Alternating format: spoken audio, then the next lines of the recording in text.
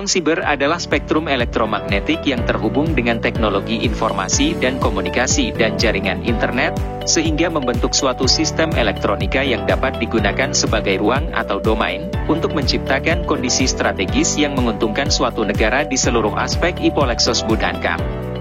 Di sisi lainnya, ruang siber juga dapat dilihat sebagai bagian dari lingkungan informasi yang merupakan penggabungan dari individu, organisasi, dan sistem, yang mengumpulkan, memproses, menyebarkan, dan bertindak atas informasi terkait, serta terkoneksi pada domain fisik seperti darat, udara, laut, dan ruang angkasa.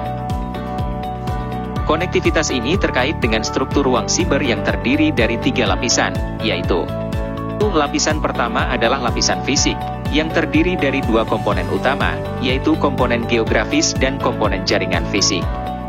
Komponen geografis terkait dengan lokasi fisik, letak infrastruktur. Sementara komponen jaringan fisik terdiri dari 2 subkomponen, yaitu perangkat keras, hardware, dan infrastruktur kabel, nirkabel, dan optikal. Contoh infrastruktur, satelit, BTS, serat optik, dan data center.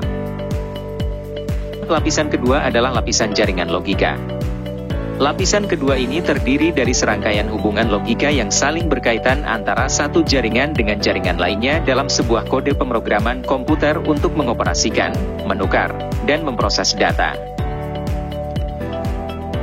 Lapisan ketiga adalah lapisan sosial yang pada hakikatnya adalah lapisan tentang manusia dan aspek-aspek kognitifnya atau heart and mind. Lapisan ini terdiri dari 2 komponen utama, komponen persona dan komponen siberpersona. Komponen persona merupakan subjek manusia, aktor sesungguhnya, sementara komponen siberpersona merupakan perpanjangan dari lapisan logika yang menjadi perwakilan digital atau identitas pengguna yang berada ruang siber. Contoh komponen siberpersona antara lain alamat email, akun media sosial, nama pengguna, dan juga kata sandi. Di ruang siber terdapat berbagai peluang untuk kesejahteraan manusia, seperti kemudahan dalam berkomunikasi dan urusan bisnis khususnya ekonomi digital. Sebagian besar pertumbuhan ekonomi digital di Indonesia didukung oleh perkembangan startup, unicorn serta financial technology yang sangat kental dengan implementasi teknologi.